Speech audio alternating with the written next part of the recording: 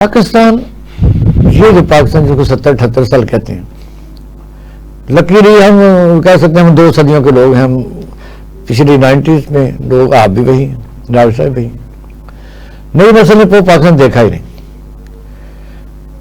अमन चैन अदारे set थे, अदलिया भी ठीक थी, स्कूल फ्री थे, ट्रांसपोर्ट भी चल रही थी। तो हमसे बाद में जो है मुल्क आज़ाद हुए हैं, उन्होंने बेतहाशा तरक्की किया। पाकिस्तान नीचे और नीचे, फिर और नीचे। हमें एक दफा याद है कि जब लाहौर से निकलते थे या गुजरात से लाहौर आते थे तो सैकड़ों नहीं हजार मरीज के साथ लोग मजदूर फिर रहे होते थे, चिमनियां चल रही होती थी। अब हुकूमत के दावे कहाँ तक दुरुस्त हैं कि एक तो यह है कि उनका टैक्सेशन सिस्टम जो है वो पिछले दिन फ्रॉड भी बहुत बड़ा आपने देखा है कि सेल टैक्स पर है।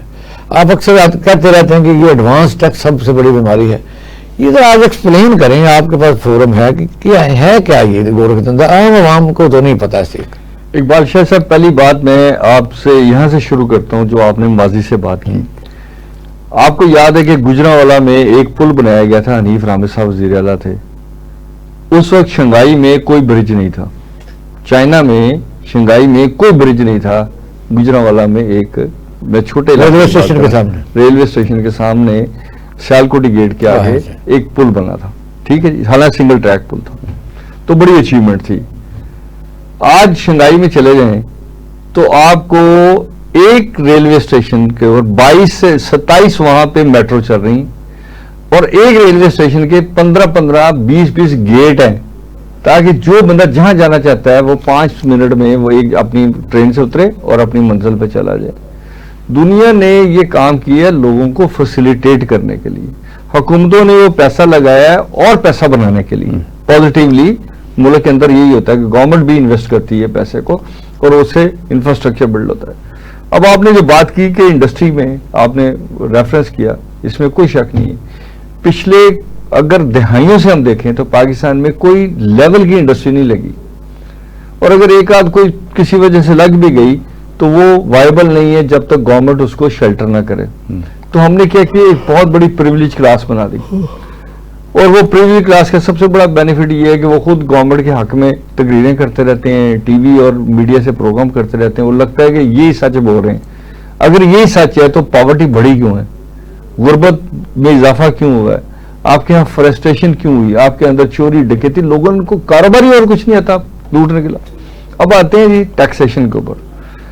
इकबाल शाह साहब, टैक्स जो है वो पैदा कैसे होता है? जैसे गंदम पैदा होती है जमीन में और चीजें पैदा होती हैं या कोई प्रोडक्शन, टैक्स होता कैसे और टैक्स चाहिए क्यों होता है?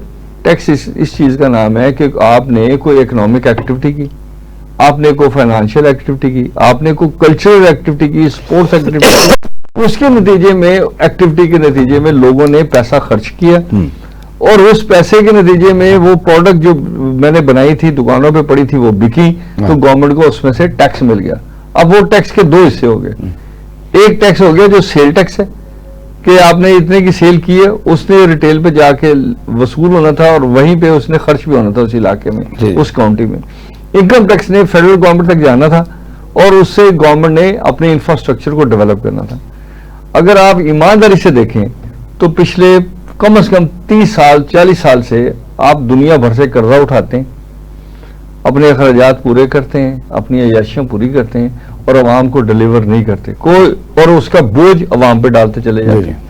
आपके प्रोग्राम में हमने कहा था कि गवर्नमेंट जितना कर्जा उठा रही है, ये कर्जा वापस करने काबिल नहीं है, ये अपना सूद को कम नहीं करना चाहते ताकि बैंकों को सपोर्ट की जाए और बैंकों के अंदर जो फिगर जाए उसको वो मान लें। अब सर ये बेरोजगारी देखिए, हमने आपके प्रोग्राम में कई दफा ये बात की कि पाकिस्तान की पॉपुलेशन है 25 करोड़। अगर 5 आदमियों पे एक कमाने वाला है तो इसका मतलब 6 करोड़ जॉब चाहिए आपको। इकबाल शाह साहब, 6 करोड़ जॉब में क्या $2 से कम इनकम वाला बंदा अपने बच्चे पढ़ा सकता है, अपना मेडिकल करा सकता है, एक रीजनेबल लाइफ एंजॉय कर सकता है? जब लोगों का लाइफस्टाइल ही नहीं होगा तो कौन सी इंडस्ट्री चलाएंगे, कौन से मुल्क को क्रेडिबल करेंगे, कैसे करेंगे? ठीक है ना। किसी मुल्क के अंदर अगर मुझे जस्टिस ये चाहिए, पाकिस्तान तो बजाते खुद एक बहुत बड़ी मार्केट है, लकीली मैं तो एसेट सर अगर पैसे होंगे तो मार्केट होगी ना। नहीं वजह कि आप अगर कपड़ा बनाना चाहें या कोई प्रोडक्ट बनाना सर, चाहें, कैसे बनाएंगे? तो यहाँ तो कस्टमर बहुत आप है। मुझे बताएं कि गंदम में आपने क्या किया, लोगों को बुरी तरह से मार दिया। आप चावल में इस दफा यील्ड हमारी अच्छी है, लेकिन सर उसके साथ हमारी क्वांटिटी कम हुई। देखें, आपने लोगों के पास इतना पैसा नहीं जाने दिया कि वो जाली दवाइयां ना खरीदें, पेस्टिसाइड। वो मजबूर है, वो जाते हैं, उसके पास जो 1 नंबर दवाई बेच रहा है उसी के पास 2 नंबर भी हो सकती है, उसके पास जाते हैं, यार मेरी फसल पक्की है, मुझे दवाई दे दे उधार। वो उधार देने वाला आदमी हाईली प्रॉफिट क्यों नहीं कमाएगा? देखिए, मसला पाकिस्तान में ये समझें कि लोगों के पास हमने पैसा जाने देना था, उसके बाद उनको मोटिव करना था कि वो मेलों में जाएं, ठेलों में जाएं, अपनी फैमिली के साथ जाएं, रिक्रिएशन करें, इंटरनेशनल ट्रैवलिंग करें, और उसके नतीजे में टैक्स आए। ये जो टैक्स का एडवांस मैकेनिज्म है कि मैंने अभी कुछ किया ही नहीं है, मैंने सोचा कि मैंने रॉ मटेरियल मंगाने हैं, आपने वहां से टैक्स ले लिया। मैंने सोचा मैंने प्रोडक्शन करने के लिए मशीनरी मंगानी है, आपने उस पर टैक्स ले लिया।